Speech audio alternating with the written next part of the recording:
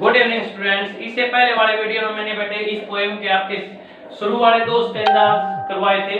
अब ये थर्ड और फोर्थ स्टैंजास आपके सामने हैं। कीपिंग क्वाइट पोएम आपकी पैब्लो नेरुदा के द्वारा लिखी हुई। आपको मैंने बताया था कि ये जो पोएम है ये हिंसा का विरोध करती है। ये जो पोएम है ये आत्म विश्लेषण के ऊपर जोर देती है। ये जो पोएम है शांति बनाए रखने की अपील करती है। 3 विचार बेटे इस पोएम में। सबसे पहला विचार शांति की अपील, दूसरी ये जो पोएम है हिंसा के विरुद्ध है, युद्ध के विरुद्ध है, ठीक है, अहिंसा के ऊपर जोर देती है और आत्म विश्लेषण करने के महत्व के बारे में बताती है। ठीक है, come two point. What I want should not be confused with total inactivity। साथ साथ में वर्ड मीनिंग देख लीजिए। टोटल इनएक्टिविटी का मीनिंग संपूर्ण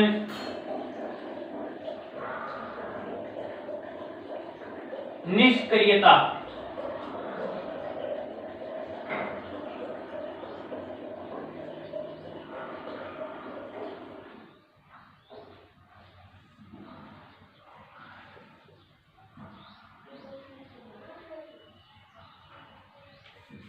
Life is what it is about. I want not truck with that. Not truck with that का मतलब मौत से कोई व्यवहार नहीं, कोई लेना देना नहीं।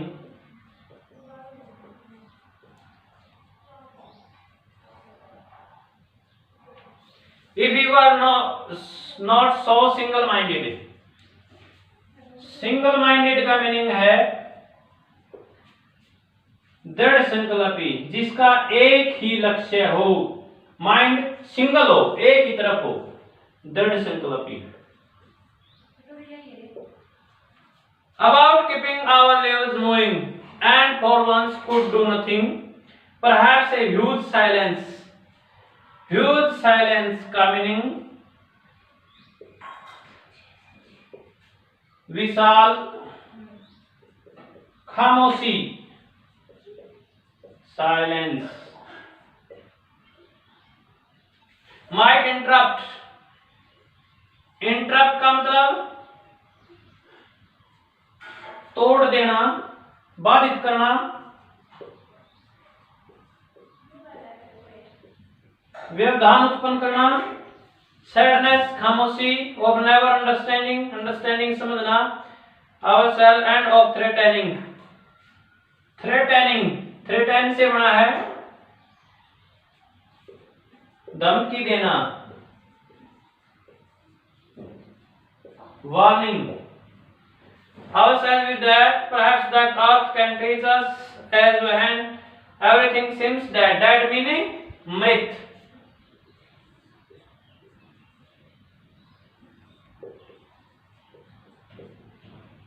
and later proves to be alive।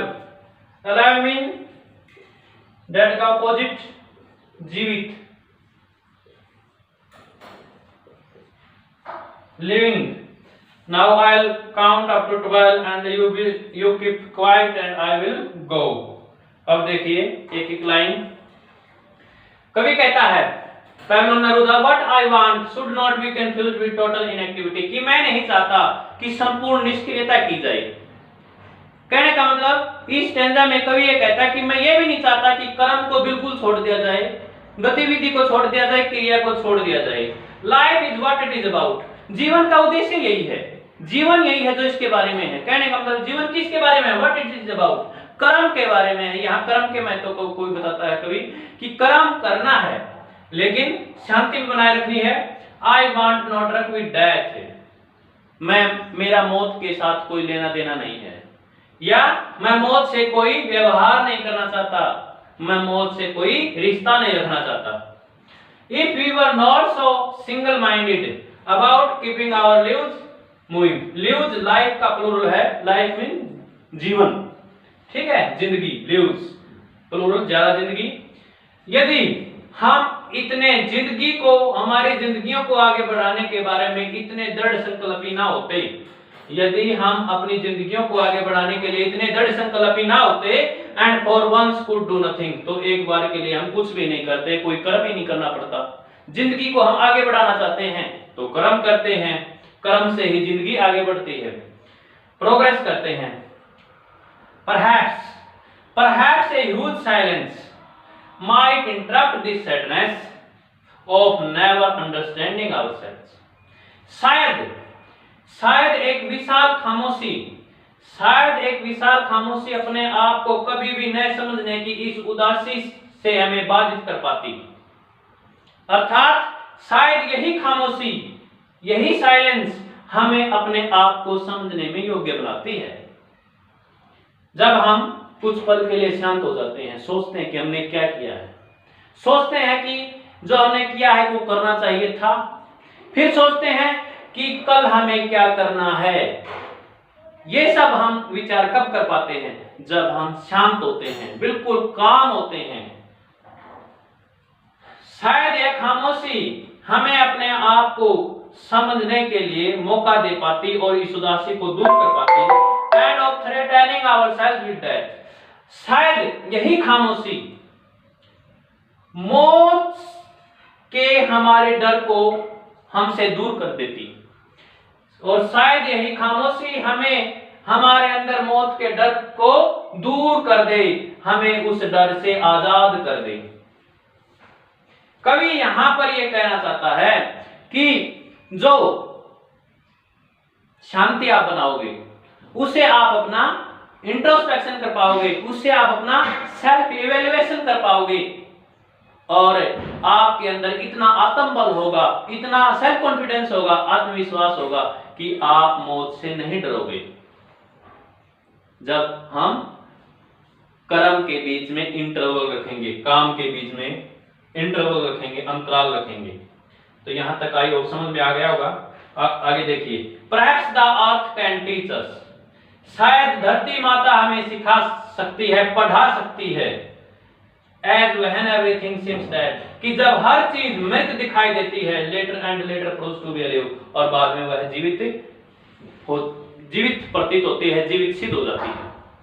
यहां पर आज का जो परिदृश्य है फिलहाल पूरे वर्ल्ड में, कोरोना महामारी के कारण पूरे इंडिया की बात करें, लॉकडाउन चला हुआ है, तो क्या है? बिल्कुल खामोशी है, शांति है देश में, और चहल पहल कम है, भागदौड़ बहुत कम है, जिसके कारण क्या क्या फायदे हो रहे हैं? पोल्यूशन नहीं हो रहा है, ठीक है, नदियों का पानी बिल्कुल स्वच्छ नजर आ रहा है, ठीक है, और AQI एयर क्वांटिटी इंडेक्स बहुत अच्छा हो गया है, एयर एनवायरनमेंट में सुधार हुआ है। तो कितने फायदे हैं खामोशी के, कितने फायदे हैं शांति के? आप इस फिलहाल के परिदृश्य के साथ इस पोएम की तुलना कर सकते हो, समझ सकते हो इसको, कि शायद धरती माता में पढ़ा सकती है कि जब हर चीज मृत दिखाई देती है और बाद में वह जीवित सिद्ध हो जाती है। अंत में फिर कवि एक अपील करता है और पोएम को समाप्त करता है। Now I will count up to 12, अब मैं 12 तक गिनूंगा। आई किस कौन है? आई इज द स्पीकर है। कौन है स्पीकर यहाँ पर? कवि है खुद। कवि कौन है? पैब्लो नेरुदा है। पैब्लो नेरुदा कहता है कि अब मैं 12 तक गिनूंगा एंड यू कीप क्वाइट, और तुम शांत हो जाओगे, एंड आई विल गो, और मैं चला जाऊंगा। अंत में फिर कवि सेल्फ इवैल्यूएशन की, इंट्रोस्पेक्शन की अपील करता है कि अरे बंदे, समय समय पर रुक, कर्म भी करता रहे लेकिन रुकता भी रहे, और उस रुकने के समय के दौरान अपना आत्मविश्लेषण करता रहे कि आप क्या कर रहे हो और आपको क्या करना चाहिए। आई होप आपको बड़े अच्छे से समझ आई होगी। Thank you, have a nice day. मेरे चैनल को सब्सक्राइब कीजिए, लाइक कीजिए, कमेंट कीजिए।